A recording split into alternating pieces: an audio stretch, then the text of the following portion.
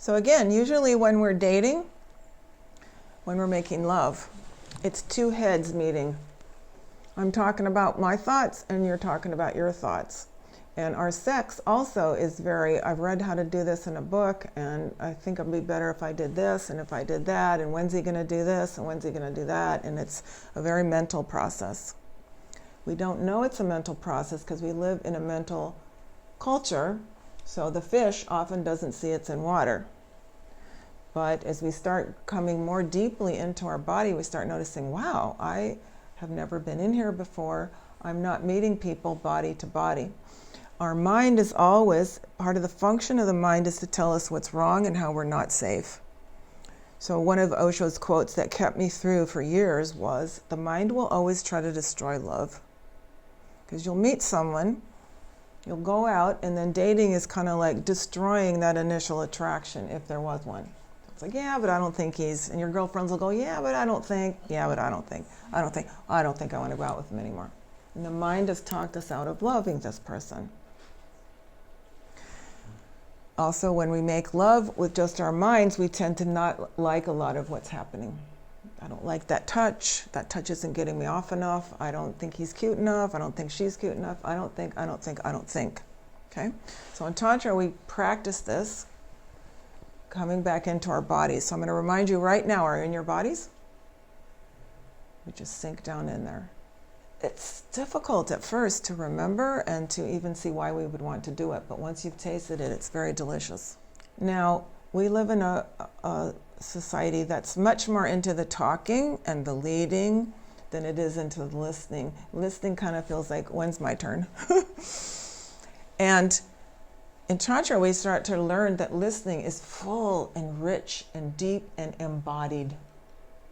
And when we are actually with another person and we're listening to them speak, we are an equal participant helping them. We create a space by listening deeply where they can feel safe to speak their truth.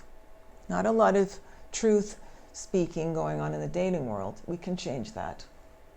That doesn't mean we go out and just blurt out our secrets or anything like that, but it does mean I'm in charge of what I want to share, and I feel safe enough to share certain things. And as a listener, I create a space for this person by opening myself up to listen to what they're saying. Now, if they start saying weird things, I don't have to listen. Again, I'm at choice. But, there's times probably all of us have said, I don't really want to hear that weird anti-Semite stuff or weird things, anti-gay stuff. I'm sorry, I'm going to leave this conversation. So we always have a choice of doing that, but we're in a safe space like this. We want to practice really listening. And this will come in handy in a lot of different ways too, which we'll talk about later. Exactly. Okay. So this skill of giving people space and taking your space, this is going to come up later when we get into lovemaking, because it is about giving people space and really making space for other people to communicate what they have to communicate. But for right now, we'll just start with strangers, which is beautiful. You see how much comes up. They answer their own questions. You can hear things that they might not have told you already. Creates safety. Did anybody experience that being listened to that openly made you feel safe, received, right? So it's a tantric skill of really being present to whatever's happening right now. If it gets weird, I'll get out, but if it's not weird, I'll just enjoy this person. This human being, this lovely human, this divine person. I see your divinity. I may not I don't want to go out with you, but I love being with you. So I may or may not want to. Yes, it is. It is a magnetic signal. Because if I'm more loving, then love is going to be attracted to me. And if I'm sitting down on a date and going, yeah, you sucker, I have to waste this time with you, where's the love and what vibration am I putting out in the universe? And that's what I'm being taught dating is. I don't have to participate in that. I don't have to participate in that. Neither do you. It's up to you. So I found that dating can be a spiritual path. a way of becoming more loving is if I sit down with you for coffee or in an exercise like this and I think I don't love you, that's my problem, because you're a lovable person. And I need to spend that coffee date figuring out what's wrong with me that I have a prejudice against your shoes or whatever I'm judging you on. Because I want to become a loving person. I would aspire to be a person like Dalai Lama or something that loves everybody. I'm not there, but I think that's a good aspiration. Whether you have that or not, I think just in dating, the point is, I got to meet someone loving if I'm loving. If I'm not loving, I can't. I'm going to meet those guys that are like my dad, that are critical and mean and whatever. So we can use this process of meeting, short period of time, what's right with you, what's right with me. Thank you for this time together. I moved to spend more time together, or I'm not. If you're not, I'm not going to get all upset about it because we had a lovely encounter. So number one, we want to be safe. Okay? And number two, I found through Tantric Dating, I found my perfect love by continuing to challenge my own self to be a more loving person as I'm dating.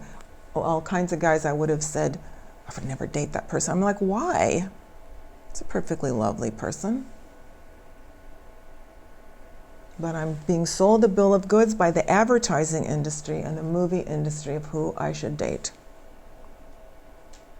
whether that feels good or not. So what we do is we go out, we see someone who looks like the cultural ideal, talks and squawks like the cultural ideal, owns the things that the culture thinks they should own, and we go, I'm going to love you, no matter how bad it feels. I don't actually even like sitting in the same room with this person, but I'm going to try to get him. Because we've been brainwashed to think that way. Exactly. So I'm saying let's challenge that brainwashing. Let's find someone it feels great to hang out on the couch with. And pat him on the butt and hang out and eat pizza and then go make love after a while. But comfortable to hang out with.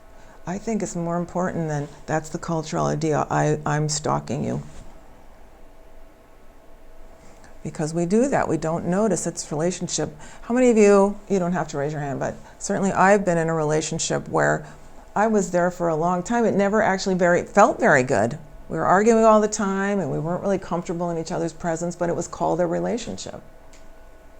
We don't have to do that. We can choose to feel how it feels in the moment and decide in that moment if we want to hang out more or not. That can be dating.